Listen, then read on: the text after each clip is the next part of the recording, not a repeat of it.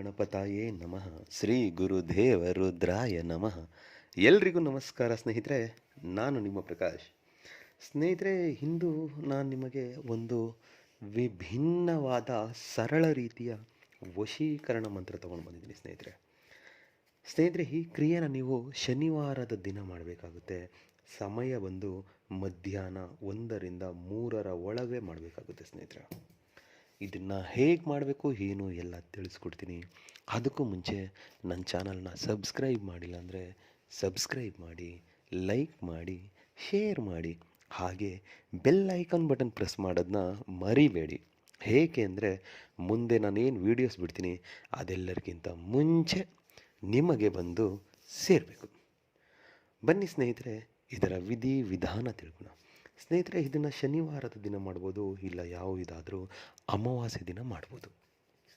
ಇದಕ್ಕೆ ಬೇಕಾಗಿರುವ ಸಾಮಗ್ರಿ ಅವರ ಫೋಟೋ ಬೇಕಾಗುತ್ತೆ, ಮತ್ತು ಜೇನುತುಪ್ಪದ ಒಂದು ಚಿಕ್ಕ ಡಬ್ಬ ಬೇಕಾಗುತ್ತೆ, ಮತ್ತು ಒಂದು ಲವಂಗ ಬೇಕಾಗುತ್ತೆ.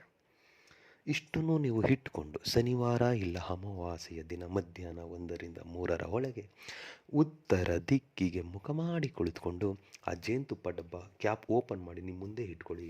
ಅವರ ಫೋಟೋನ ನಿಮ್ಮ ಮುಂದೆ ಇಟ್ಕೊಂಡು ಆ ಲವಂಗ ಏನಿದೆಯೋ ಆ ಲವಂಗನ ಫೋಟೋ ಮೇಲೆ ಇಟ್ಬಿಡಿ. ಇಟ್ಟು ಆ ಫೋಟೋವನ್ನೇ ನೀವು ನೋಡ್ತಾ ನಿಮ್ಮ ಮನದ ಪೂರ್ತಿ ಅವರನ್ನೇ ನೆನೆಸ್ಕೊಳ್ತಾ ನಾನು ಏನು ಮಂತ್ರ ಕೊಡ್ತೀನೋ ಆ ಮಂತ್ರನ ನೀವು 534 ಸಾರಿ ಹೇಳಬೇಕಾಗುತ್ತೆ ಸ್ನೇಹಿತರೆ.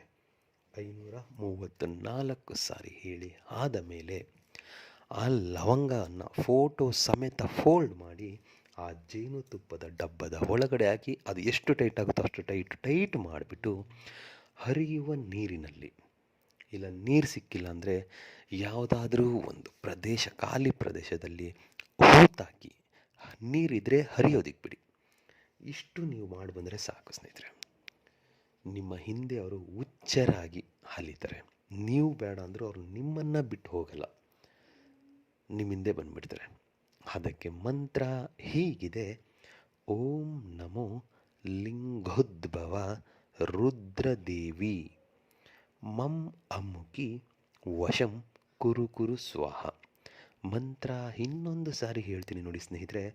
ಓಂ ನಮೋ ಲಿಂಗೋದ್ಭವ ರುದ್ರದೇವಿ ಮಂ ಅಮುಕಿ ವಶಂ ಕುರು ಸ್ವಾಹ. ಅಮುಕಿ ಅನ್ನೋ ಜಾಗದಲ್ಲಿ ನಿಮ್ಗೆ ಯಾರು ಬೇಕಾಗಿದ್ದಾರೆ ಅವರ ಹೆಸರನ್ನು ಸೇರಿಸ್ತಾ ಈ ಮಂತ್ರ ಪಠನೆ ಮಾಡಬೇಕಾಗುತ್ತೆ.